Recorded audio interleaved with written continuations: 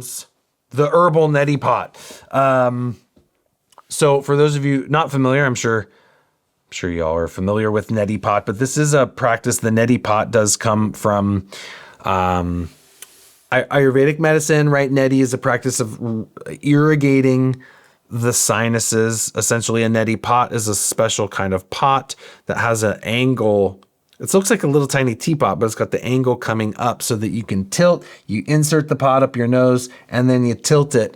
And then that is irrigating up through and then coming out the other nostril. And you're basically irrigating, you're washing all of your sinuses clean. Now, what's really cool about this is that rather than just using water, and typically you're using a saline solution here, right? So if you just did water, it really irritates the mucous membrane. So you usually want to make a saline solution. Instead of using just water, you can use herbal tea. Now, one of the things that I think is really important to consider here, though, is that, okay, so we're talking about treating an infection. So oftentimes we were talking about being holistic in our approach to herbal medicine, talking about, being vitalist in our approach, meaning we want to look at the whole person. We want to consider all attributes of that person, typically, especially when we're working with people longer term. You want to think about their diet. You want to think about their lifestyle. We want to think of environmental factors, social factors, what might be contributing to the problems that they have, and always, on the one hand, alleviating suffering and making their life a little better. But while at the same time making sure you're addressing the underlying root cause, right? We don't want to just mask symptoms or suppress symptoms by any means. Now, there are sometimes where a little symptomatic suppression is necessary, but more often than not, we want to alleviate symptoms while addressing root causes, right? We want people to heal, ultimately, right? We want them to heal, and which means we got to get to the underlying root cause of the issue. We want to alter the physiology, the physiological processes, the ecological state of the tissues. And that's all true, right? And then when it comes to infection, we've got the whole, germ theory versus environment, right? Why do we get sick? Is it because a germ comes in and invades the system and that's what makes us sick? Or is it that we're living out of balance and now our tissues, the environment of the body is such that a pathogen can come in and set up shop, right, and start reproducing and make us sick? So, right, it's in a way it's like a chicken or the egg thing. I'm not sure if there is a right answer. I think it's a little bit of both. So it's, so there's susceptibility factors. Obviously, there's vitality factors, how good your immune system is, et cetera, et cetera. So oftentimes what we can see is that on the allopathic herbalism side, or just allopathic medicine side, the approach is kill the bug, right? Give an antibiotic to kill the bacteria, give an antiviral to kill the virus, give an antifungal to kill the fungus. On the other end of that spectrum, you have people that are really firmly entrenched in the Vitalist model that really might reject that approach and say, no, don't even think about trying to kill the bug. Just change the environment.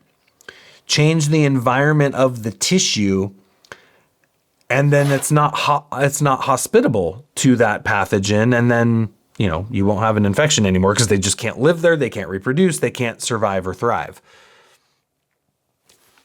I'm always like, okay, does it have to be either or, right? Like we can do both. And so I think yes, absolutely, we want to consider the state of the tissues. If and match our herbs really to the energetics of the tissue state. So if the tissue is hot and damp, we want to give cooling, drying herbs. If it's dry and cold, we want to warm it up and we want to moisten it, right? We want to change the ecological status of the tissue to bring it back to a temperate place. Not too hot, not too cold, not too wet, not too dry, not too tense, not too relaxed. But if we know there's a bacterial infection and we have these herbs that have all these compounds in them that have clearly demonstrated to kill those bacteria, why not use them, right? So that's the point I came to. I'm kind of going back to my story. ND says, you should take this antibiotic. I'm like, I really don't like antibiotics. They have wrecked me in the past. I've spent many, many years trying to heal myself from problems that antibiotics have caused in my life, because I've taken them a lot, like every year, once or twice a year. My whole childhood, I was taking antibiotics for strep throat because I would get really bad strep throat almost every year. I've taken a lot of antibiotics in my life. I'm like, I'm not trying to backtrack here. So he said, all right, do your thing. Take the antibiotics within 3 to 4 days if it doesn't get better or resolve in that time with whatever you want to do. My ND, he's like, I know you're an herbalist, just do your thing, whatever. So this was the thought that I had was, okay, well, let's think through the state of the tissue here. And also let's think through something that's going to have an anti-effect, right? And I'll say I admittedly was on this end of the spectrum for a very long time. And I was really like, I don't think of herbs in terms of antibacterial or antifungal or antimicrobial effects. Like, I think my mind is changing on that, actually. I think I'm starting to embrace the concept. I'm embracing a little bit more of an allopathic approach. I think my pendulum is swinging more towards the middle on this one now.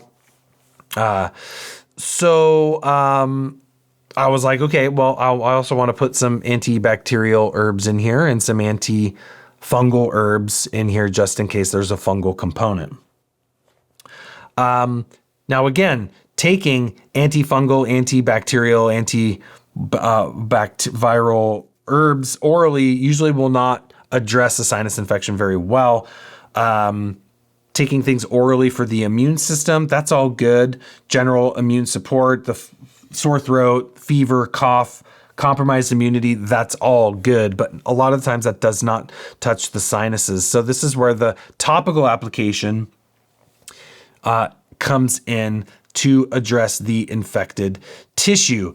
Quite similar in a way that we would think of putting herbs topically onto a local infection on the skin, right? I mean, think of it. You're like, oh, I have an infection on my skin. Are you going to be like, yeah, drink some antimicrobial herbs for that infection on your skin right there that you could reach out and touch? It's like, that doesn't really make any sense. The same is true for the sinuses, right? Or really any infected tissue where you can get a herb to touch it. It's like, take the herb that's going to touch it and have that effect. So the same, we want to think that way.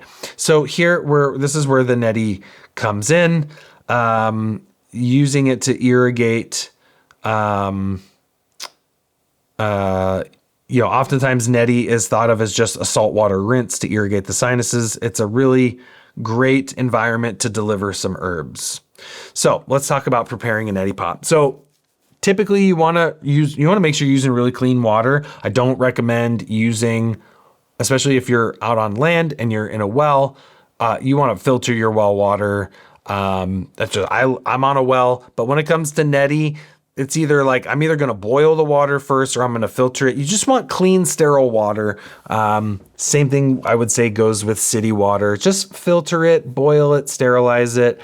You just want to be a little bit careful because there can be other things in that water that irritate the sinus mucosa. You want to use pure non-iodized salt, sodium chloride. I try to avoid using those broad spectrum mineral salts like a Himalayan or a Celtic.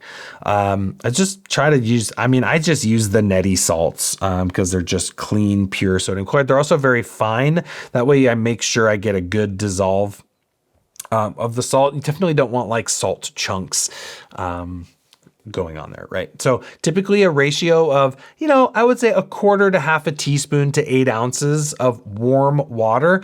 Remember, don't use cold water. The cold water is uncomfortable for a neti. Also, the salt will not dissolve very well. So you want to just have that water be warm. Some people will add 1/4 teaspoon of baking soda to the solution. It makes it a little bit gentler. It kind of buffers it a little bit. Makes it a little easier on the sinuses. That's optional. You don't have to do the baking soda. And that's typically how people do neti. Now, the magic comes in where rather than simply using boiled water with salt, you can use an herbal infusion or decoction to bring a greater medicinal virtue to that neti pot. So that would be considering, okay, what herbs will have a topical antimicrobial, antibacterial, antifungal effect that we could add, that we could decoct or infuse and do in the neti pot there. Another way that you can do it, and this is the way I did it because actually I had to travel while I had this infection. So I had to get a little bit creative. And so what I did was I used tinctures. I was adding up to about 45 drops, roughly 1.5 mils, maybe sometimes it'd be 60 drops if I like really wanted to make sure. Once I felt like 45 was kind of a sweet spot, at least for my size neti pot. I found getting up around 60, that would be like, okay, that one was a little bit uncomfortable. So that would be just making the neti solution with the salt and then adding up to 45 drops of tincture. Not 45 drops per herb. I'm saying 45 drops total in the whole neti. Now that might not seem like very much, but when you're irrigating that through, and if you select the right remedies, it's totally strong enough and works very well. Any more than 1.5 to 2 mils, you really do run the risk of burning and kind of irritating your sinuses, which if they're acutely inflamed and puffy and swollen and already painful, that's not bringing relief by any means, right? It's just making it worse. Okay.